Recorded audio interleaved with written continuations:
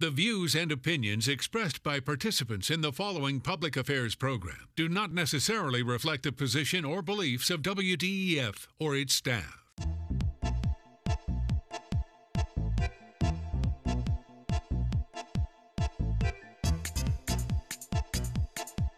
Since 1954, this is Point of View, the world record-holding public affairs program produced at the studios of WDEF-TV Chattanooga and with underwriting community support.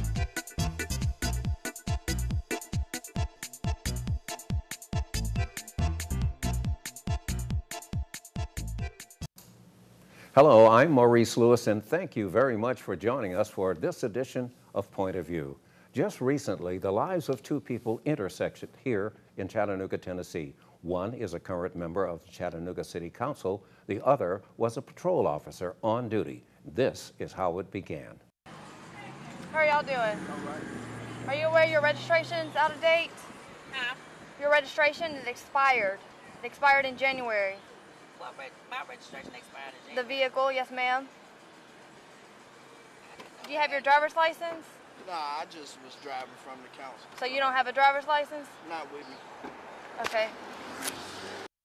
We have a lot to discuss about this, but joining me here as my co-host, Donna, thank you very much for being with us here today, and Absolutely. you brought a panel along to discuss this Yes. matter that's really caught a lot of attention in our town. It has, Maurice. And the big question today, are constituents owed more than a teachable moment from an elected city council person? So joining us today is a great panel. We have Montrell Besley, who is a local activist. We have Michelle Peterson, who is a self-made entrepreneur from scratch. And then we have Dennis Milton Clark, who is also a public relations person here in the city. So thank you all for joining us. Thank you. You know, one of the things that I'd like to point out when we look at that clip, it's very short, but something happened there that I think a lot of people have completely overlooked. When the officer begins to ask the questions, the gentleman's response is, "I'm just driving her home from the city council meeting." I think that is very significant because of the time of night that it happened when there was no city council meeting. It was almost a Thelma and Louise kind of moment. They were right there at the cliff. But how was it decided that that would be the angle that they would take? Did he set the tone by making that statement, "I'm just driving her home from a city council meeting"? Or did she tell him to say that? Regardless of that, we know what then happened. Yes. And let's take the discussion from there. Montrell. Go for it, man. Wow, I'm first up, huh? Well, I don't think that really set the tone for it because, I mean, she hadn't even stated who she was yet. So that could have been anybody being driven home from a city council meeting. At what time At of what night? time? 1 o'clock at night? Well, it depends on what they have up for discussion. I'm not sure how city council works when they're in their I discussions. mean, I know you and want to whatnot, dance, so. but let's be reasonable here. Yeah. City council does not meet at 1 o'clock at night. Well, it could have been a meeting that ran over. I don't know where it was coming from. Okay. Did the fellow say meeting? I don't think he said meeting. He said they just left city council. That's plausible, right? Yeah, did he actually say meeting? I didn't Go hear ahead. meeting myself, so go ahead, Michelle. I mean, basically the gist of it is that the fact is that they were shocked to be being pulled over, as anyone does, and I've been pulled over for lack of registration, and I've been pulled over because I had a mattress on the top of my car. So it could happen that people just get in a zone and they are shocked with the news focused on black people being killed every day. Well, from we police haven't gotten officers. into I that, didn't- and we're not going to go there right now. Dennis, I want to come back to the stop. The officer did have probable cause to make the stop because the registration was not current. You're in public relations. The first expressions out of your mouth can sometimes set the tone as to what's going to happen. Yeah, you know, in this particular case, I have advised the city councilwoman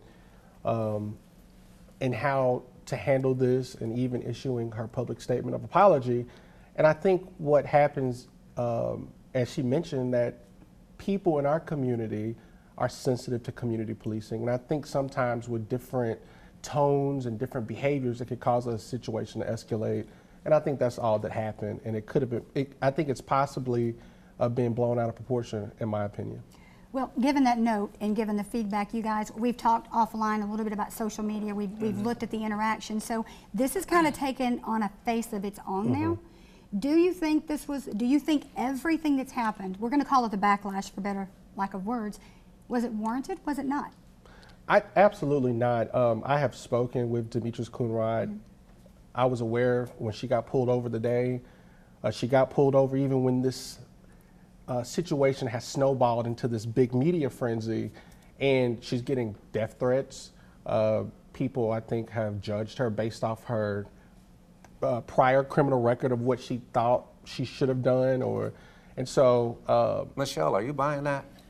Am I buying that a woman who actually goes into power and makes a mistake gets death threats? Of course I am, because Leslie Dale Greenfield made a mistake a month ago and she got over 680 death threats. So it doesn't surprise me to find someone who's vulnerable and the mentally ill in our society that aren't being treated because mental illness got underfunded in 1980. The fact of the matter is, where are we? Mental well, illness? that's the reason why people do what they do. And I hate to hear Dennis say that, because this isn't an issue of We're this is an talking issue about what right or wrong. We're talking the issue of And fairness. I don't think Councilwoman Coonrod has a mental illness. I didn't suggest that she Oh, had so a let's mental keep- illness. let's I stay suggest the focused. people that gave her death threats have a mental illness. Okay, Make sure you we're with listen. you. Yeah, let's go back to something. Let's go back to the stop. The first comment out of your mouth.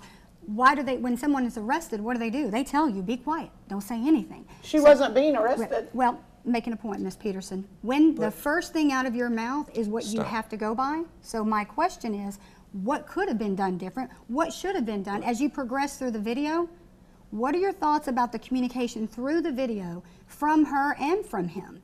Did any of that, again, warrant all of the backlash? And the backlash is because she tried to use her power to get out of something. Anytime, that's not a black or white issue, that's a right or wrong issue. I disagree. That's not a male or female issue. She tried to say, as with the gentleman driving the car, that he left something of an authority position. That's the bottom line here. It doesn't have anything to do with whether or Okay, not. we want to bring Montel into this conversation. So I don't think she was the person under investigation at the time. It was on him. It was on Anthony at the beginning until it was found out that he didn't have the proper identification. Like I've talked to people before, it's a right or wrong issue. It's not a black or white. That particular incident is not a black or white issue. Now the threats and everything being made, that's a racial issue. I have a big problem with Let's stay with the stop. We But we all talked agree. about that, We though, all right? agree that it was a legitimate stop. Absolutely. Yep. And what would be a reasonable expectation if you are a city councilor? Should you identify yourself as a city councilor? No, you shouldn't. I actually talked to Demetrius about that. You never identify yourself because that's going to red flag off top. If I say my name is Montreal Bessie, facility manager at such and such, oh, he works for A, B, and C. No, You say my name is Montreal Bessie. I stay at Now, whatever. the other question for all of you, and Donna, we talked about this. Does her previous background have anything to do with how she might have reacted? No. Well, I've never been on TV before, and I'm reacting just the way I would any other time. I suspect that she hasn't been in government before, and she apologized, and as a citizen of District 9, I accepted her apology. I don't know if I'm part of that community, but I feel part of the community of District 9 on Glass Street where I am, and the fact of the matter is, I think that 3 months in, she made an amateur mistake, and she apologized for it. Yes. And I, as a voter and a citizen and a taxpayer of Hamilton County, can cut people some slack, because the fact is, she's never been there before. I've led people in companies for the last 20 years. I am not someone who leads from a position of perfection. Do we want a society where someone who's attempting to do something for a community that no one else, let's be very clear, there are very few people attempting to do anything for. Let's stick with, let me go a different direction here. So some of the feedback we received during our research and talking to citizens, they felt like this was not right because I'm going to use a statement in Facebook, if that were me and my family, we would have been in jail. They shared with people, I've been pulled over, no license, no driver's license, and the person on the right side. And the other fact was brought up that she said she was on medication. So let's touch on those two things. In this situation, would someone else have went to jail? And secondly, if they're saying, hey, she's on meds, but they're going to let her drive, that's another challenge too. Montel, go ahead. That is a very, very big issue that I have with the situation. So I'm going to go from the third point that you stated about the medication. She should have never, ever been let to drive, because if she says she's on the medication, well, they should have blacked out. Should have hurt somebody. Then the file would have been back on, well, why did you let her leave the premises under the influence? But even go further. Go ahead. Well, no, go ahead. I'm gonna let you finish that point. Go right ahead. Yeah. So I mean, you can't allow somebody under the influence drive, whether it be pills or whatever it may be. That's just like letting a drunk driver go away. Okay. Go ahead and. And so the second part of that, Montreal. And I don't think that's fair to assume that she was under the influence of any medication. No, she stated it. She stated that she was under the influence of a medication. There are medications that we can take. I take Tylenol, and I can still operate my vehicle. Maybe she had just had a long day. Yeah, can I interject, guys? Yeah, that is true. The statement in the video. I don't have any problem with it. Well, hold it down here. Yeah. The one thing that she said in the video was, and it was a valid reason. I'm in the woozy. passenger side. I'm feeling a little woozy. Yeah, if you give me time to respond, I will. Yeah. Again, we don't know what the medication was. It doesn't We don't matter. know if she was It under the does not influence matter. of The medication. point is she tried to use her power to get out of something. So let's progress to the second part of this, guys. And We have less than 2 minutes to go. Let's stay focused on what happened. There is outrage here because a great percentage of the public feels that she tried to use her position to avoid. Well, she's not the first person that tries to use that. We're going to get into And that won't be in the the second last. part. It won't be We're the going to last, get into that in So- just a couple of right. minutes. That's going to be the second part. But I think one of the important things to look at is the level of outrage and the level of support. Yes. Because this is the balancing thing that's happening here. We have the Times Free Press with editorials pro and con. Is this a teachable moment? Was this a teachable Yes, it moment? was. Real quick, yes or no? Yes, Yes or no? it was- Yes it or was no? definitely So was it a teachable moment? Yes or no? Everything's a teachable moment, and the reality is, as long as you get the subject correct, we pass. sit here All right, and and spend all day long Dennis, talking you about say that registration. you'll Dennis, you're not pass. going to. I'll pass.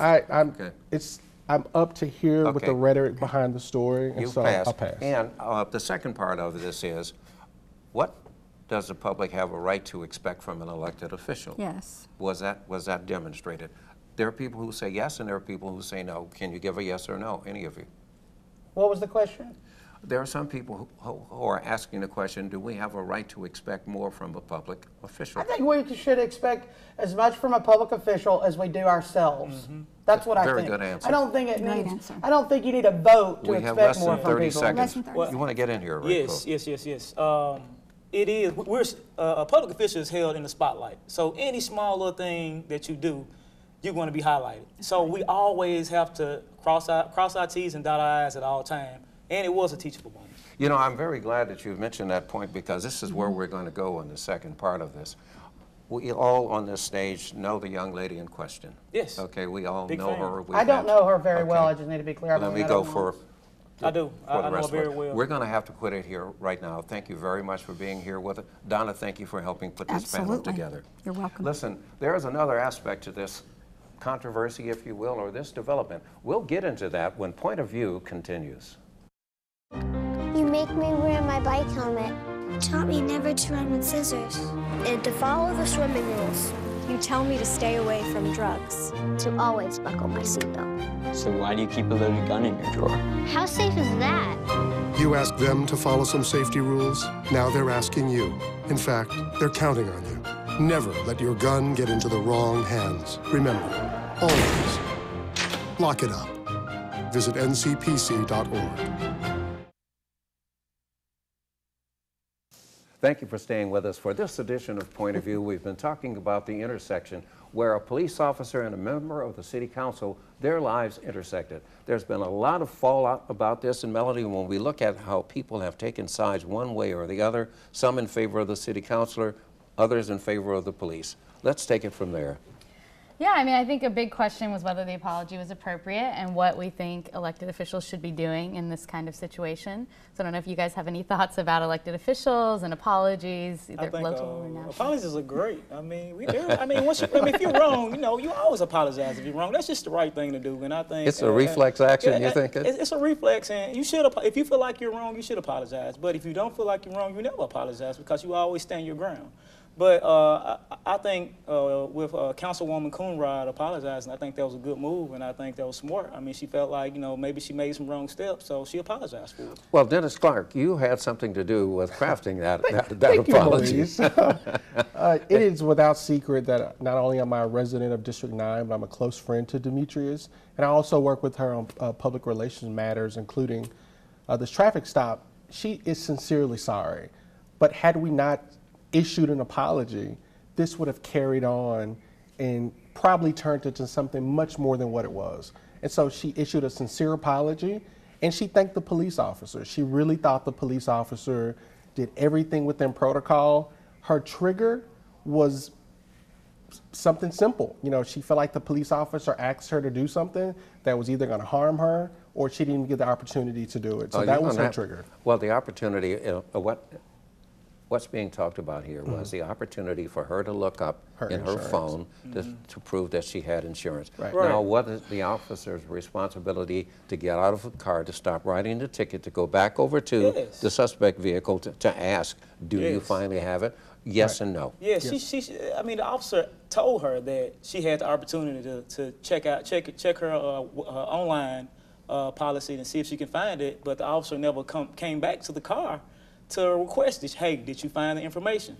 You know, I mean, we can't, as black people, we can't start waving our hands out. I'm sorry, if I get out loud, I'm sorry, but we can't just jump out of the car and flag a police officer. But this whole thing has boiled down in some cases to race. And, you know, I don't know what you've been able to see online, what some of the responses have been. It's pretty bad, and I don't think that's warranted by any means, but I do think going back to what public officials are doing, what they are supposed to do, and how we've let national and local elected officials get away with not apologizing. Exactly. And it doesn't come back up. And we've had some state senators that have potentially improperly put pressure so that people were fired in a recent incident that's it's pending right now in the legal system. That's a big concern that we let a lot of people get away with it. We know other people have done this. And when are we going to hold people accountable? And how do we teach someone like Demetrius, who is a new city councilwoman, who teaches them? In our community that's this small, that has part-time legislators, how do we make sure that they do the right thing? And you know, when we look at the broader picture, we're looking at a local slice of reaction. Look at how many people on the national level we have heard apologies from, or we're just waiting to hear apologies from. Okay. Can I say? Yes, of our course president, you can. let's start there. But even locally. We don't have enough time for that guy to apologize, do we? But we don't. But even locally, if you look at Demetrius's opponent, you know, never issued apology for some things he said about her character. Well, that's really going far Right. far But what back. I'm saying is that I think sometimes there's a double standard placed on females, minorities, and the expectation we think they should operate in. And looking at this whole situation in hindsight, I can look at where people have blown certain things out of proportion. You're or that speaking from perception. a public relations standpoint, Absolutely. and you are her PR person, one of her PR persons. But let's look at this broader picture too. We've had celebrities, for instance, that have asked for forgiveness for any number of things, and we still see their movies, buy their publications. Exactly, we do, and I think that's something that is just not fair for Councilwoman Coonrod, is that we hold her in a different light than we hold a actress or a rapper or a singer or whatnot.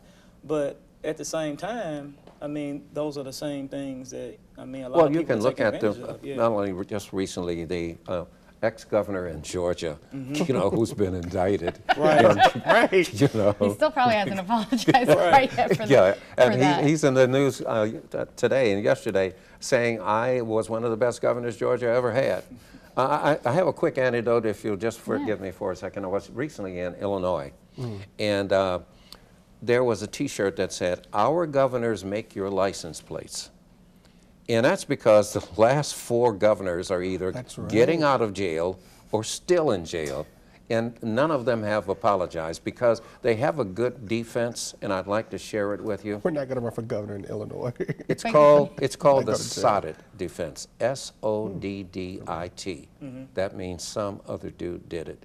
But in this particular case, this was a client of yours you had, and you have to advise your clients, all of them. You know, if something pops up, How do you handle it? Well, the first thing you do is take accountability. And let's be clear, Councilwoman Coonrod didn't break any laws. I don't personally think she was in the wrong or out of her jurisdiction to ask to speak to a colleague, but we're dealing with public perception.